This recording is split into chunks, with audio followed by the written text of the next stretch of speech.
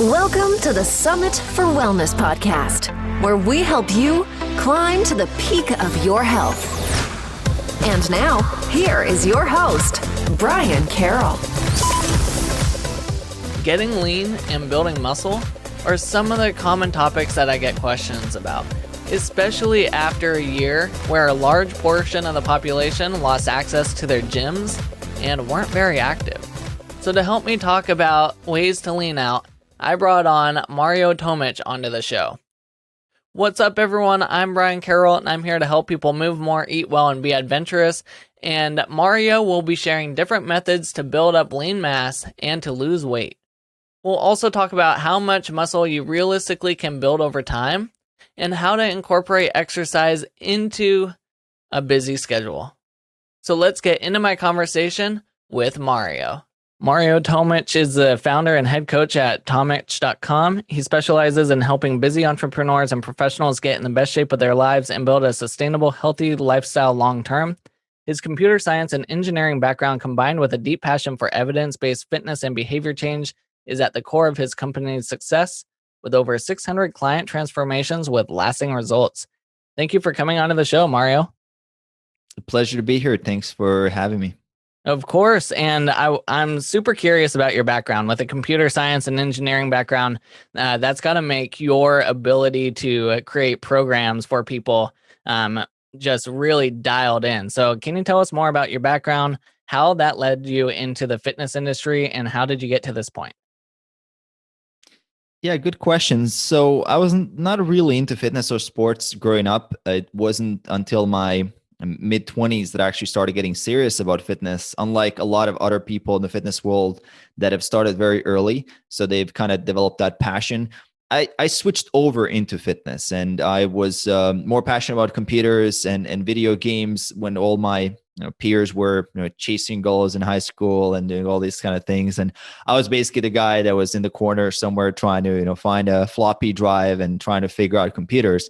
And then went to college. I was, again, still a computer science engineer. I was playing video games. I was actually a World of Warcraft gamer at some point. It got me very overweight, which then actually led me to go into fitness to begin with, because you know how it is when you're in that unconscious non-competence mode. So you don't really understand what you don't know, but there's no need to actually change. You don't feel it. You don't have any reason to go into it. And I actually thought that all this stuff about fitness, lifting weights, I thought it was really weird back when I was in high school. Well, friends would go and someone would invite us, hey, do you want to come over? No. I'm just going to go, and I'm going to go home and I'm going to watch Star Trek and play some Unreal Tournament or something like that. And then coming back into college, I mean, this is where you kind of experience a shift in the environment. So going again, World of Warcraft, doing 5 years, doing a master's degree in computer science, starting a job as a system admin, a software engineer, that actually kind of started me to question certain things about generally life or my path, or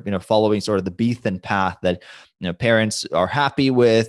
You thought that that's what you wanted to do, but then you start realizing when you see your environment and people that have been doing that same thing for many years and they're kind of ahead of you, you kind of see, oh, is that the life that I really want?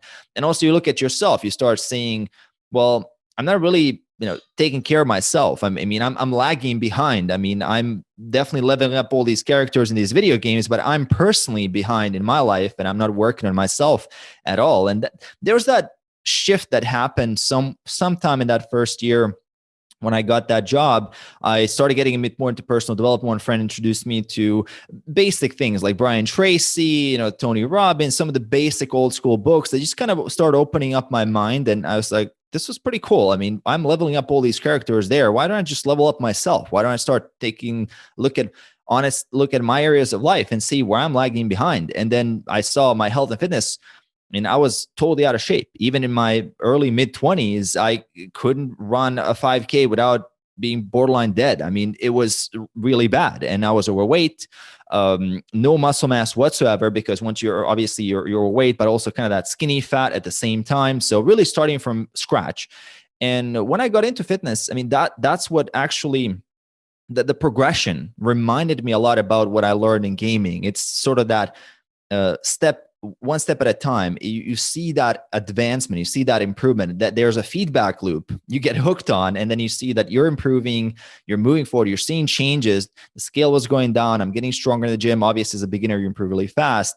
And that's what really reeled me in, because I saw results quickly as I was very restricted with my diet. Even though I didn't know much, I knew, look, I got to eat less, I got to train more. So that immediate difference there was obvious within just a month or two. And everything from there, I just went deeper into it. The type of personality that I have is an extreme personality in general. So if I set my mind to something, I really go deep into it. That happened with gaming. So I was addicted to gaming. The same thing happened with computer science before. I was addicted to computer science. So anything I would set my mind to, I'd go really deep. And with fitness, it was different, because it wasn't just that go really, really deep and sort of do it for a period of time, but it shifted into more of a kind of like a simmering relationship with fitness, where I kind of kept it as a part of my life and went deeper and deeper and deeper. And I saw it add so much value to me. So there's something special about it in that moment in time that really reeled me in as a person. I think it was the right thing at the right time for me to make that shift. And it was the vehicle for me to discover that I can change, which I think is a big factor. Before that, I was just, you can't change. It's either you have the genetics, you have this or that. I was very fixed in my mindset, but fitness kind of opened me up. If I can do this, well, why can't I do the other stuff that I plan on doing? And there's so much more possibility. You suddenly see, well, I set a goal and I achieved it. So why can't I just apply the same methodology? I can reverse engineer this. Why can't I reverse engineer something else? So it really kind of built on all the way from there in my journey. Yeah, it's amazing that you were able to figure that out at such a young age, walking into that career, that's not really the lifestyle that you wanted. Because I think surveys a couple of years ago came out that 3 out of 5 people don't like the career they are in or the job that they have. So to figure that out at such a young age and pivot, well done. I'm also assuming that seeing that type of crowd also is what made you interested in helping entrepreneurs and business professionals to get fit and healthy. Is that correct? Yeah, that was actually the idea, because all my fellow software engineers and people that I studied with, and in general, people that I work with, they were working really hard. They were some of the smartest people that I know, but they were totally out of shape. Like there was this domain in their life. There was this elephant in the room, their health, that they were just totally missing. They did not take care of themselves at all. You'd had people drinking, you'd had people, smoking to get relaxed at the end of the day. You just had all these bad habits, and these were really smart people. We're not just talking about, someone who's completely clueless about. They're some of the most intelligent, bright minds. They're developing apps and software and algorithms that you just really need to have years of experience to do. And I'm like, why can't they see the obvious? Why they can't see what's actually happening there? Because they're struggling with productivity at some point. When they get to a point of low energy and they're just struggling and they're stressed out, you can see on them, they would benefit from a little bit of that. Yes. And that eventually kind of got me to, once I understood it, once I fixed it for myself, also people started asking questions, and I see there's a big demand and a big need for that because most people, when you get into your 30s, 40s, 50s, you have habits that have been with you for decades. So those habits are not just going to be as easy as saying, I'm going to do this and then just all go away. Those bad habits will be with you. And then I realized that this is something that I can add a lot of value with in terms of how I change myself. And obviously going through the whole process of building my business eventually, then it led me to develop a system that I can actually cater to the specific demographic, which are entrepreneurs and professionals. And a lot of our clients these days are software engineers. We've got a lot of guys from Silicon Valley, so Google employees. We got a lot of Microsoft as well in there. We got Apple. We got a bunch of people from. We got Facebook employees. We got a lot of guys that are, again, like in those roles that are extremely stressful, deadlines. They're constantly working, but they realize I got to make some changes in my life. Otherwise, I'm going to burn out. Basically, reach a point in your life where something has to change here. Yep. You can be super smart. You can have what appears to be it all. But if you don't have your health and wellness, you don't have much. Yeah. And some guys realize it very late. Some guys realize it early. That there's obviously big differences in your environment. If your environment as an engineer, your environment isn't to talk about, calories, resistance training, squats, macros, protein, eating healthy vegetables. No, you're talking about other stuff, and you're essentially never really engaging in this conversation. Even if you try to do something for your health and fitness, and you try to do certain things, you're getting this negative feedback loop for an environment that what you're doing is weird. Like, you're the guy that's doing something off, and everybody's inviting you for drinks after work, and you're going to hit the gym, and you're saying no, and it just feels weird. And then you're just getting in those negative loops. And of course, we're all human. We like to go through the path of least resistance, and that's usually what carries us. Most people are living their life in reaction to whatever the environment or the peer group does, and very few will eventually wake up and they'll say, okay, I need to go against that. I need to go against the friction, which is where growth really happens. But it is only a few that come to that realization. Unfortunately, that's why we're in a situation that we are today with such a big health crisis. Yep. Yeah, and it's interesting too. A lot of times in those different type of environments and offices, people bring in treats all the time. There's a lot of temptations. A lot of people are just pounding energy drinks to stay awake and focus on the work that they're doing. Energy drink could be coffee. They could have 2 pots of coffee. So the environment, like you said, could be a big factor in the condition and shape that these people are in. Exactly. Every day is a special day in the office. You can make it special. There's someone bringing treats. If there's no treats, let's order in together. Let's do this or that. And it's just all going with whatever is convenient, whatever is easy, whatever is comfortable. And we know that, there's very few things in life that are comfortable and at the same time good for you. So when you get in that position when you're thinking that, is there is there a good outcome out of this whole situation? And then you start realizing, actually, I'm going down a path where those decisions, when they compound, will lead to a disaster. It's not that eating one burger is going to get you to get a heart attack. If that was the case, nobody would actually eat unhealthy. You have a bag of chips, you drop, and you kind of cardiac arrest. Now, you're not going to eat the chips anymore.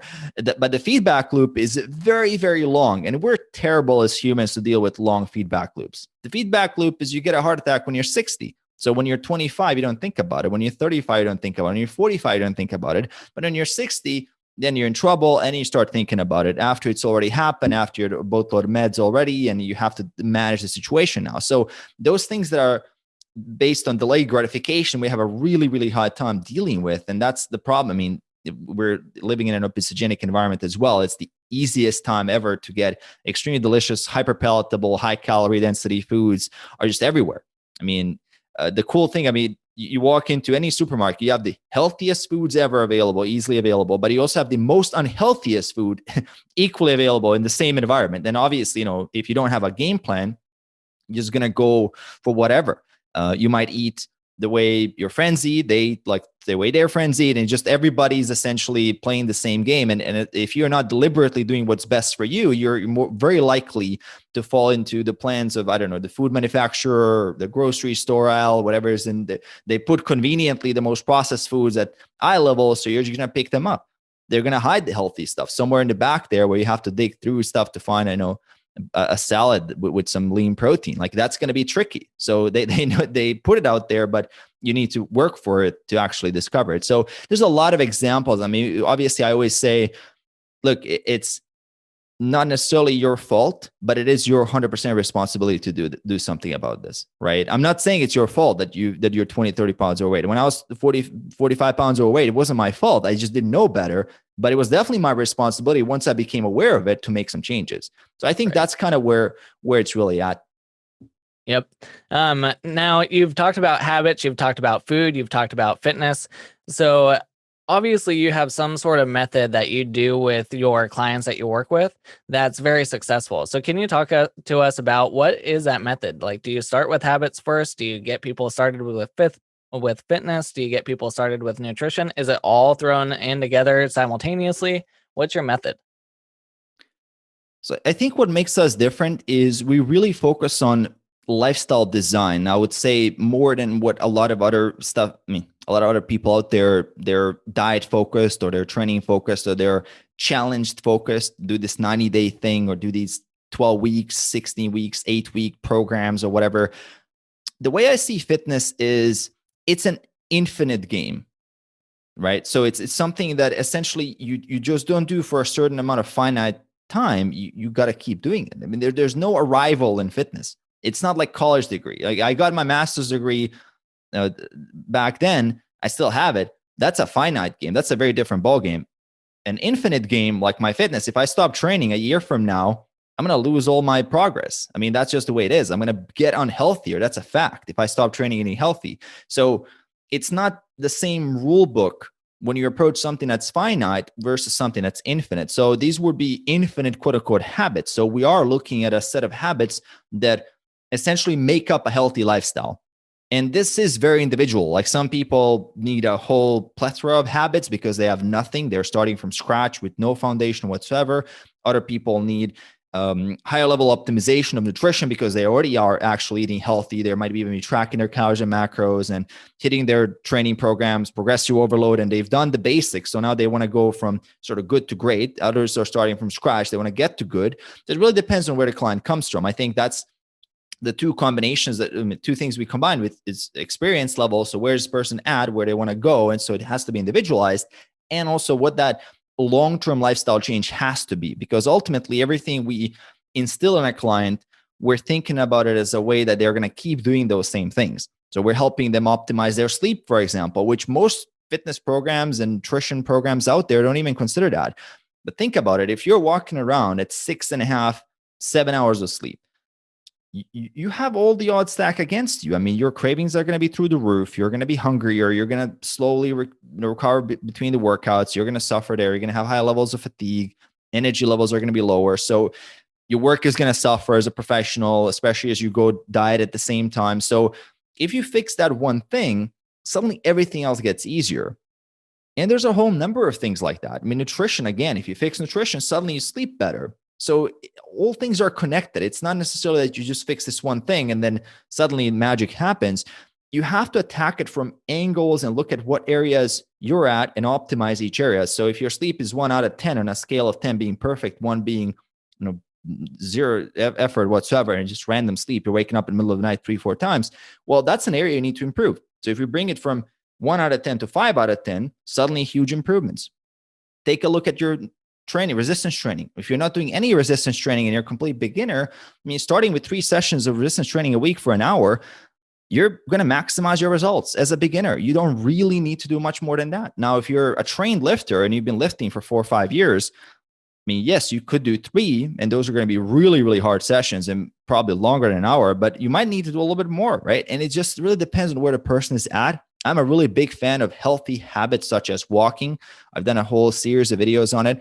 I got featured in Men's Health a bunch of times for it. People actually think of me as like the walking guy now, even though I promote lifting weights and eating your protein, eating healthy. But I like the message because yes, we're not walking enough. Most people are walking 2,000-3,000 steps a day. When I have clients initially and we get them a Fitbit, one of those trackers, or just use their phone to track their steps, when they see they're walking 3,000 steps a day, they get shocked.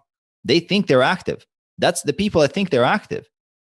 And that's nowhere near the actual recommended amount that you should be walking.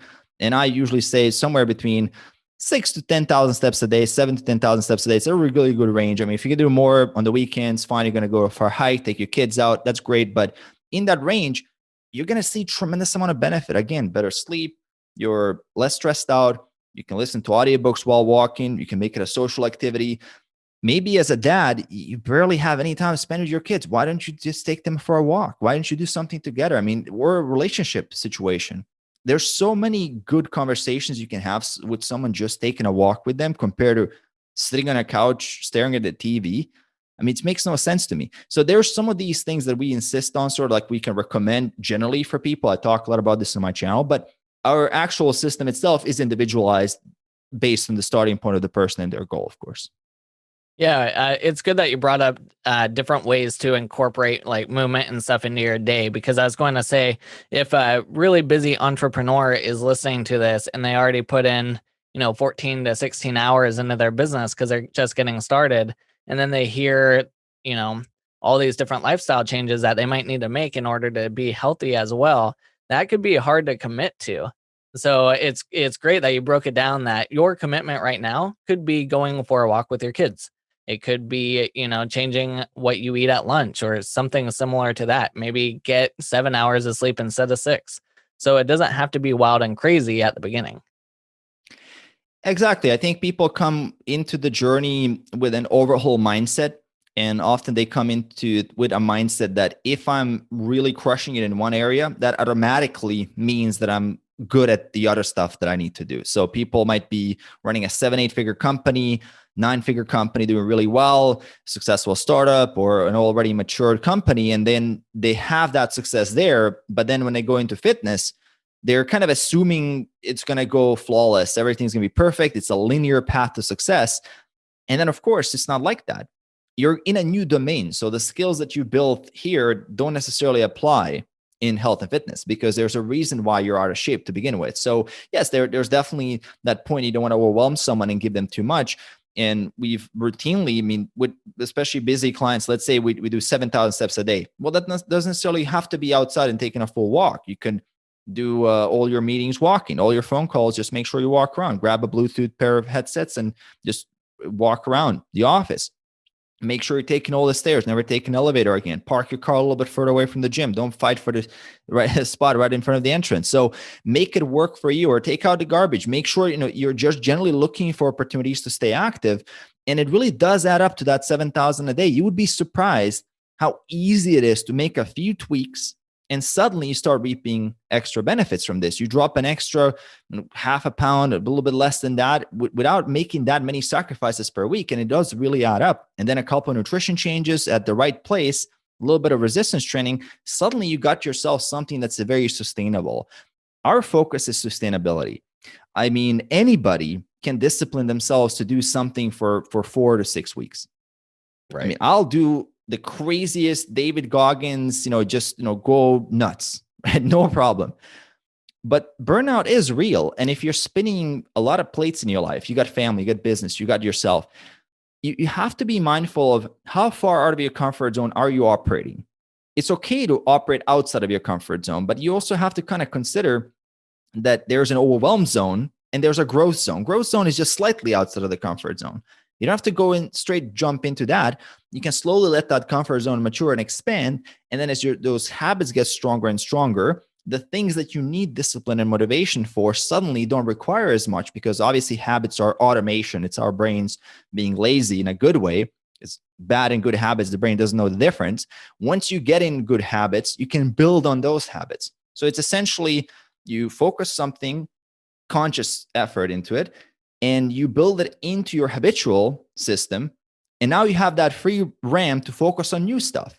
And that way you can keep storing new habits in there. And essentially that becomes, at some point, I mean, you talk to a lot of guys that we work with and have been in this for a while. It's harder not to go to the gym than it is to go. I mean, it's harder for them not to eat healthy because they're so wired now for healthy eating that they recognize when they're off, and it's automatically pulling them back. And just because their good habits are so strong, and they're not really needing a pep talk every day, to go to the gym or anything. They're just doing it.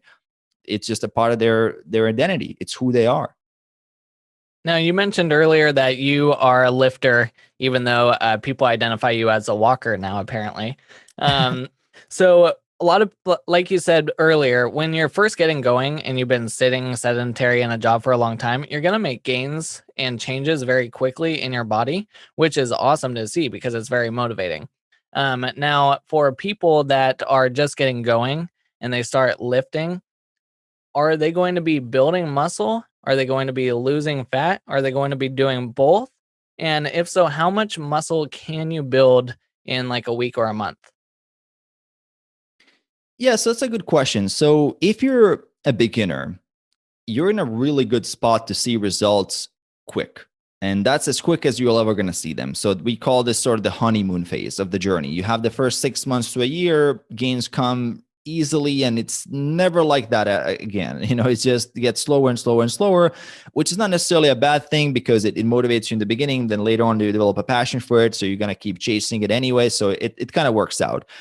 When we're strictly speaking about sort of who can, let's say, build muscle and lose fat at the same time, we're talking about very, very specific groups of people. So for example, overweight beginner trying to lose weight, and then at the same time training with resistance, whether it's calisthenics at the gym, at home. Now, most of our clients are actually training at home with all the stuff that's going on. Yes, building muscle while losing fat, right? That happens very regularly. The stimulus is strong. There's enough body fat there to serve as energy. Very good results in terms of both building muscle and losing fat, which is great because you get rid of all the fat, and then you have something to show at the end of that journey because you have a physique that you built along the way. Obviously, you're not going to become a bodybuilder. I know people have this fear, suddenly wake up one day like Arnold Schwarzenegger. I promise you, like with all your effort, like everything you do, 10x that, you're not even going to come close. So there's no fear that accidentally you're going to become one of the most successful bodybuilders in the world. It's not going to happen. The other group that can lose fat and build muscle would be someone that's been trained in the past. So they've taken a big break from training and now they come back to train. So it could be an old athlete, used to train, took a long break due to some factor, now came back and they have that muscle memory effect working for them. So that individual, even while losing body fat, can put on a decent amount of muscle because they're actually putting on the old muscle they have because they're basically regaining those gains. And a third category, which is kind of tricky to exactly define, would be someone who has very poor training and nutrition programming and a bad lifestyle. And they've been lifting, but you could still call them relatively a beginner because they haven't done things seriously. So they're more like a sporadic type of a mentality, not that consistent. Maybe they're just doing some random bro split in the gym, not really training that hard, not really pushing themselves, not sleeping that well. Nutrition is all over the place. They're kind of going through the motions. And with those clients, we've also seen some incredible gains while they're losing fat. They're just gaining a lot of muscle, almost as much as an overweight beginner, just because now they're finally getting serious about it. They're in a proper program that's individualized for them. They are getting their nutrients in there. They're sleeping well. They're recovering well. They're training at a more optimal level, and suddenly results show.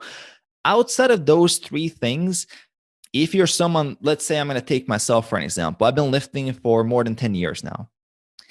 The chances that I'm going to go now and I'm going to lose fat and build muscle at the same time are practically zero. I mean, I try not to say that I'm just going to nocebo myself into, losing gains and whatever. Right? I'm going to try and push really hard. But at best, at this point in time, if I'm going through a fat loss phase, I'm going to basically retain the muscle that I have. Depends on how lean I get. If I go really, really lean, if I don't take my time and make it a very long journey, I'm probably going to even lose a little bit. But that's not a big deal because you already have a ton of it. You're close to your potential and you're already good to go. If you lose a couple of pounds of muscle and you go aggressive, still doesn't make that much of a difference. People wouldn't even be able to notice. So it really depends on the experience level of the person. The cool thing about, again, being a beginner, everybody wants to be advanced, but they don't understand. Like, I wish I was a beginner again. It would be crazy good. I mean, just go to the gym. I gain every workout. I can add some weight on the bar. That's insane.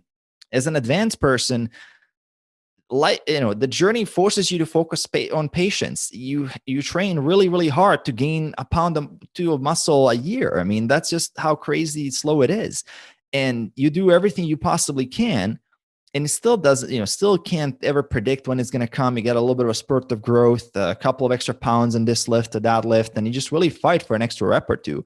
And so people kind of think this whole advanced training thing is amazing. But look, if you're a beginner, you're in a really good place to make some incredible progress. So, honor that and, make the most out of it.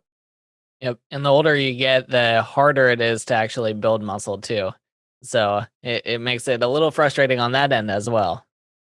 Yes, there's definitely an age component due to a couple of, first and foremost, I know people will tend to, obviously, some people use this as an excuse. If you're now in your 40s, you can make plenty of gains. If you're a beginner at any age, you can make plenty of gains. I'm talking, if you're an elite lifter and you're going to your 60s, you're probably not going to be able to maintain that. And that's just natural. And I'm not hoping that I'm going to maintain my gains into my 80s. That's just the way the body works at this point, unless we invent something. I have my hopes up looking at the research.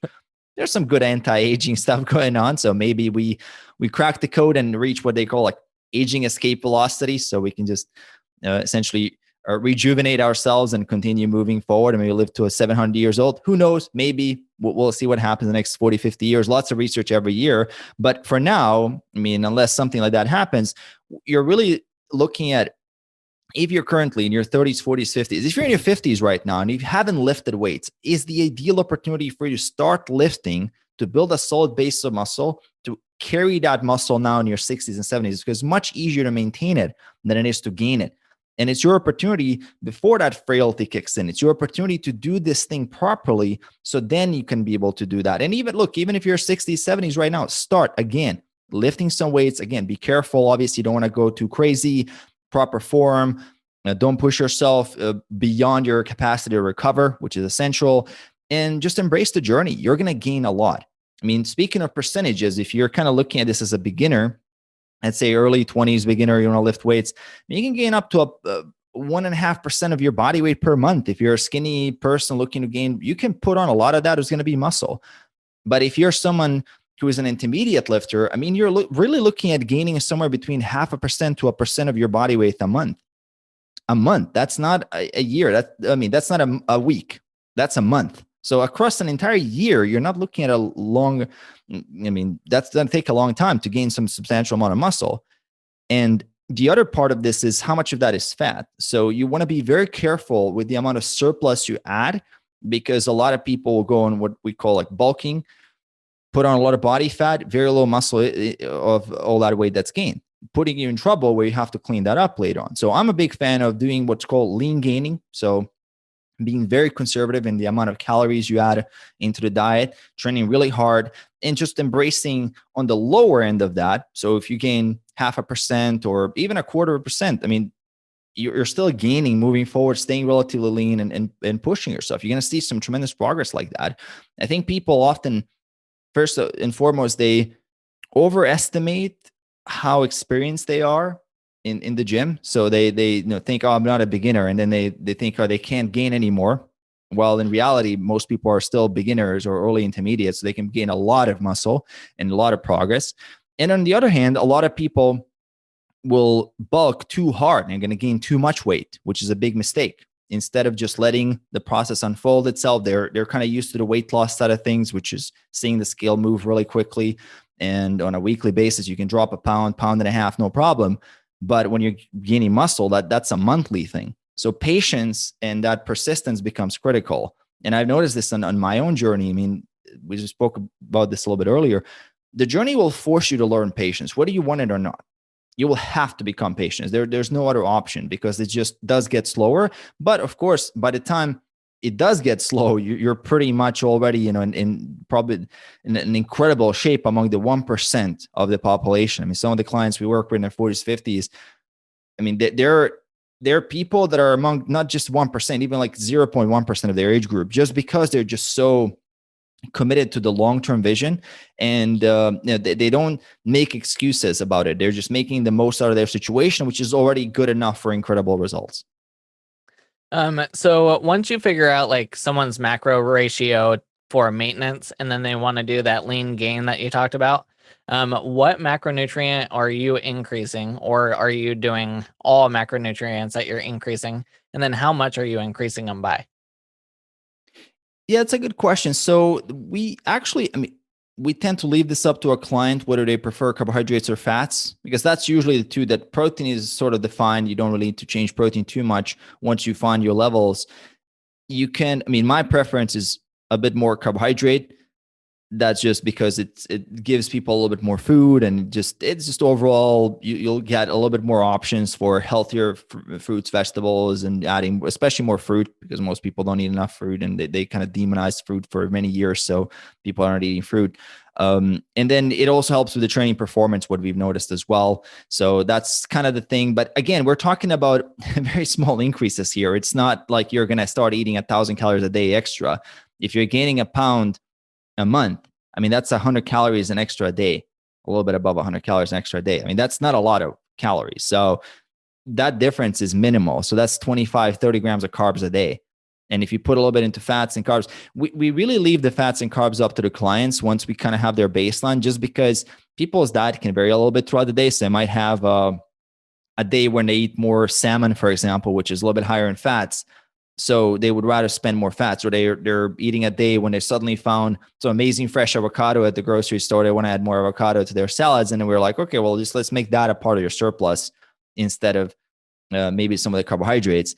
because we're talking about a very small difference, it doesn't really matter, right? As long as that person is in that small surplus, as long as our metrics align and the data is there that they're progressing, I think it's all fine. But yes, I'm slightly biased more toward carbohydrate up to a point when it gets really hard to actually maintain that, because obviously metabolism, it's not a static thing. Maybe you are in a surplus now with an extra 100 calories, and let's say go from 2,500 to 2,650.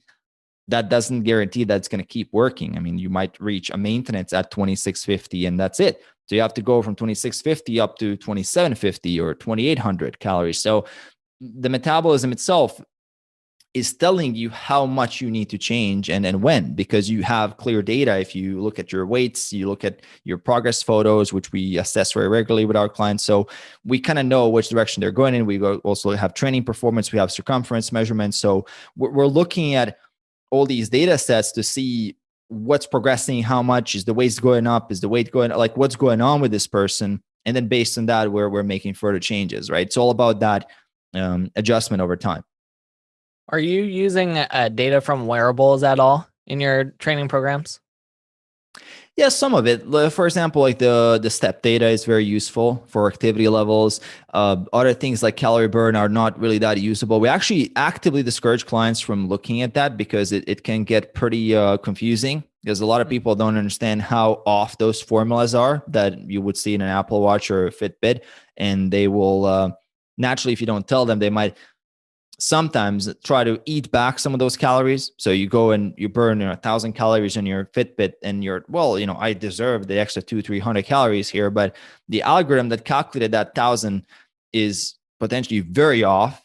So you were going to throw off your other numbers here. So we try to actually discourage clients from looking at some of that calorie burn or chasing that calorie burn metric there. Now, some of the other things we can look at is sleep quality, of course, and that's a very useful metric. Again, it's not super precise for us, but we can also look at just basic numbers, certain things like how long were you asleep?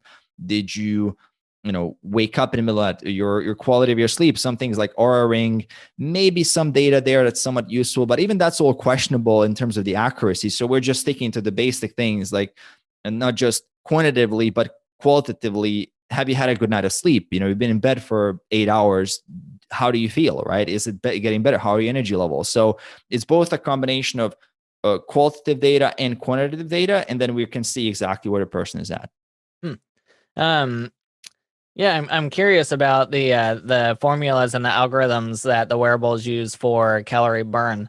Are you using a different type of formula then to kind of figure that out, or how are you figuring that out? And why are the wearables so off if they're tracking heart rate? Well, they're off because there's so much variance between an individual that it's just very difficult for them to be able to calculate exactly how much you're burning. And they can calculate on a general basis, but then they can't really predict the non-exercise activity thermogenesis, for example, that happens after the training session. So maybe you burned a certain amount of calories here, but then what are you burning later when you lie down on the couch and you're exhausted instead of walking around the house as you normally would? So there's a difference there. What about net versus total calories burned? Because I'm burning calories talking to you right now. And someone listening to this, they're burning calories even if they're sitting down.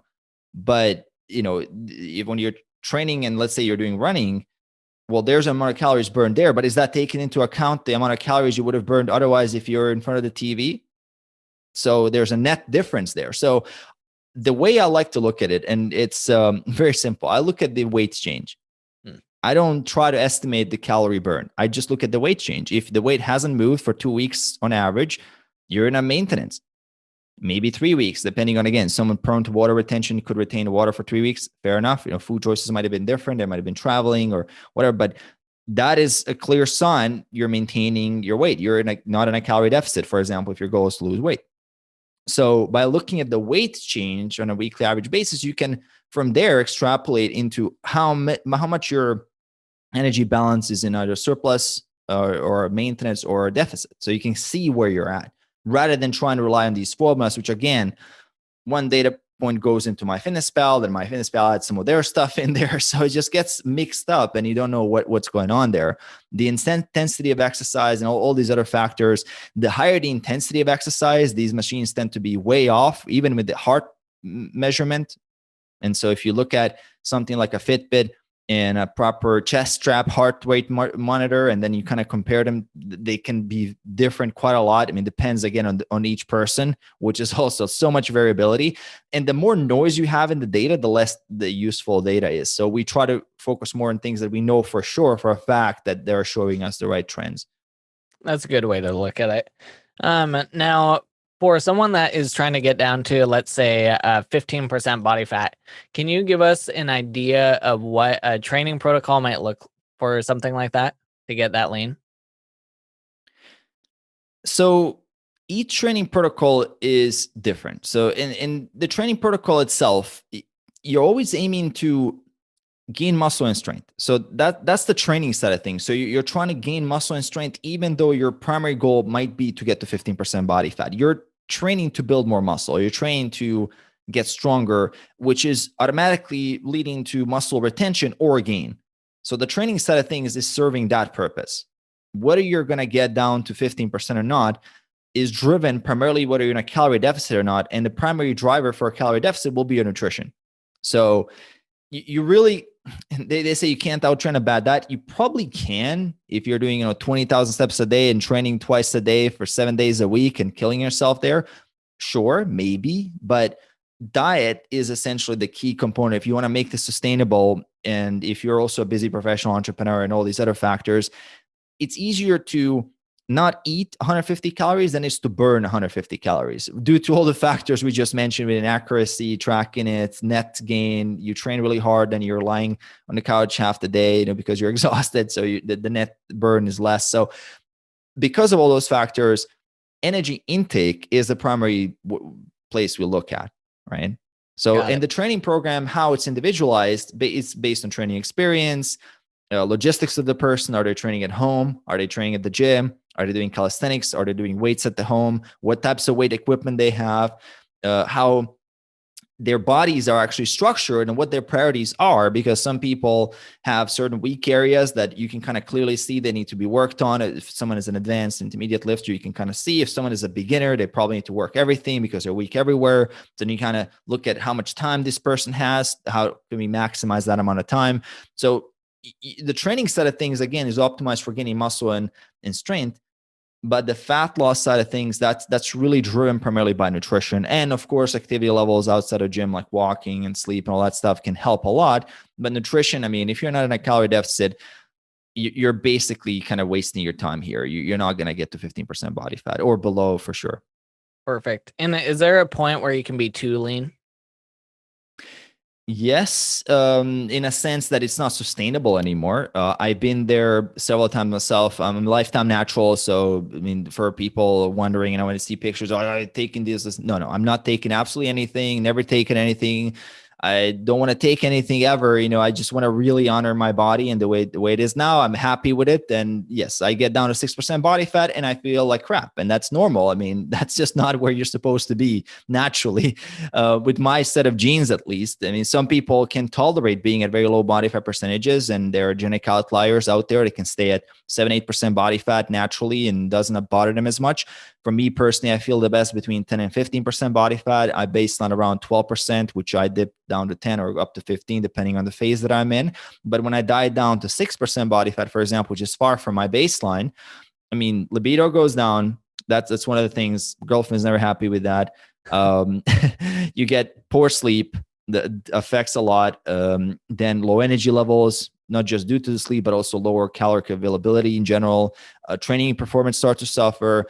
Overall, I just don't feel good throughout the days. My immune system is not working well. You could start getting into all these issues. So staying at that level, I mean, you're just visiting.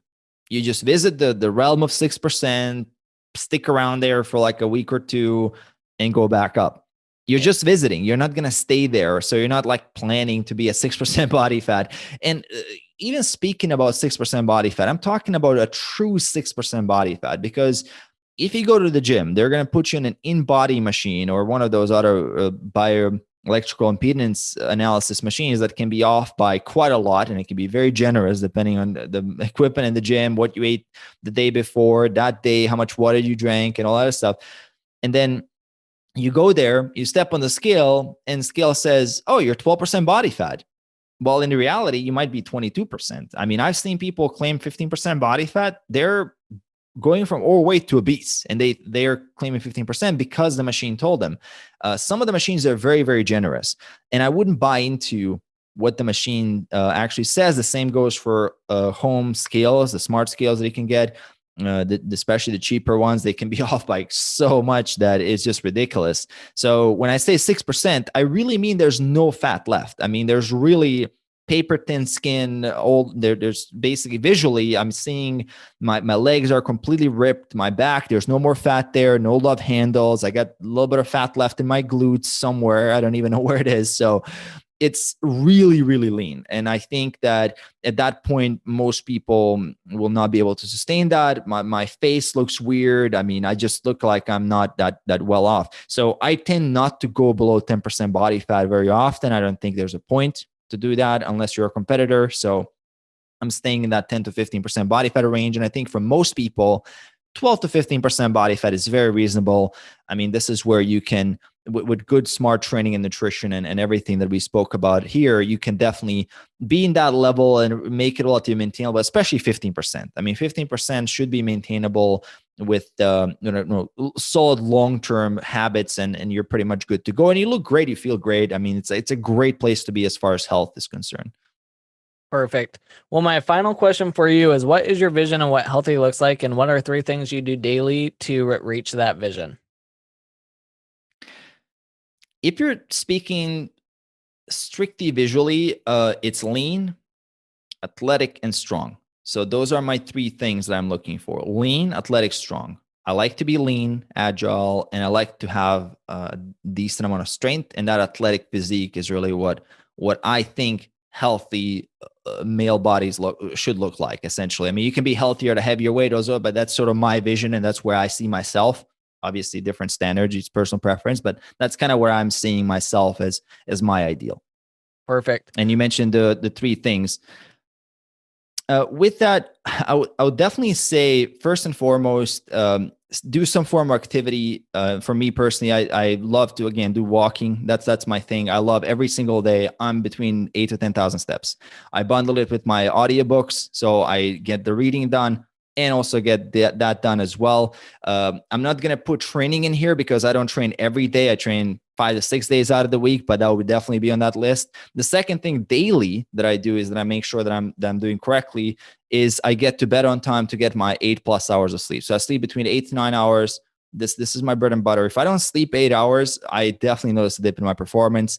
I think if people that have never slept an appropriate amount, they might have lost track on what it actually feels like to be properly slept.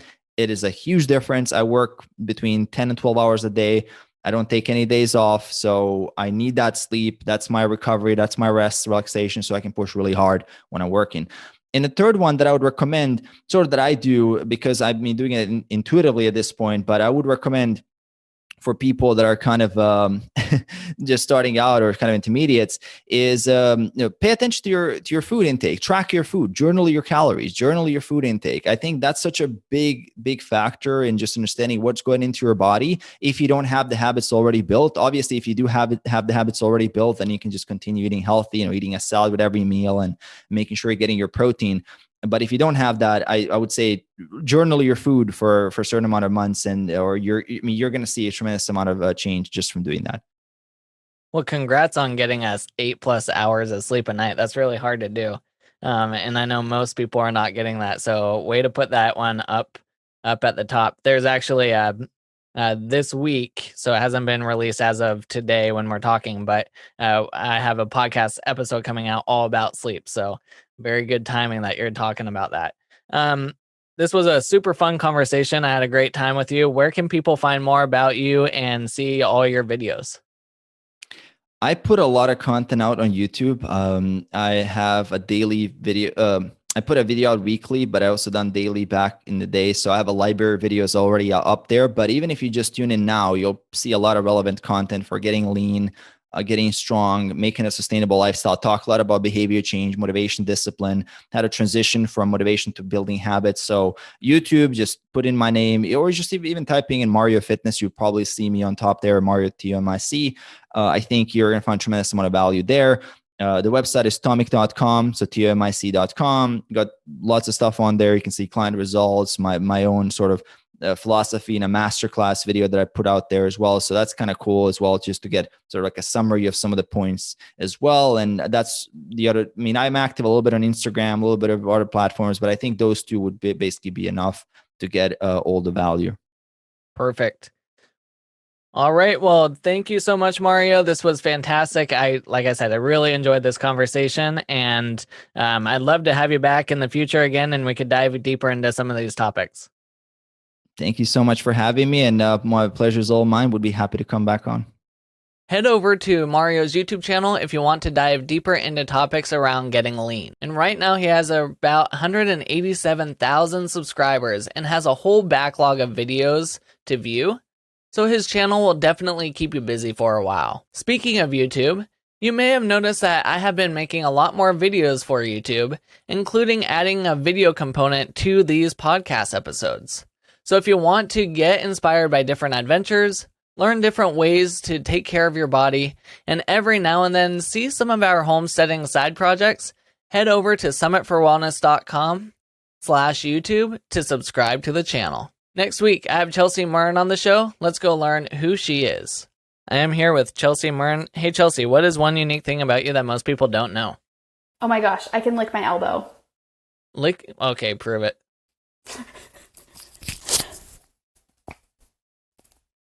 All right, that's impressive. I can't get anywhere near my elbow.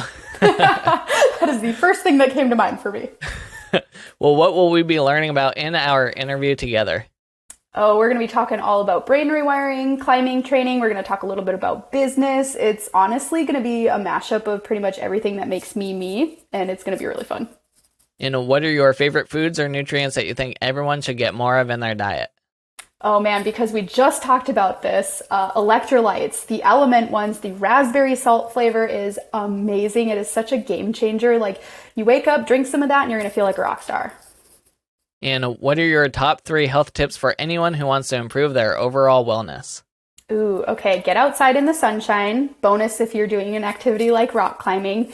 Making sure you're getting those electrolytes, super important. And then also taking time for you. I think a lot of us, we put so many other people's needs and wants ahead of our own. And really just prioritizing ourselves is going to make you a much happier person. Brain rewiring is definitely an interesting topic. So until next week, keep climbing to the peak of your health.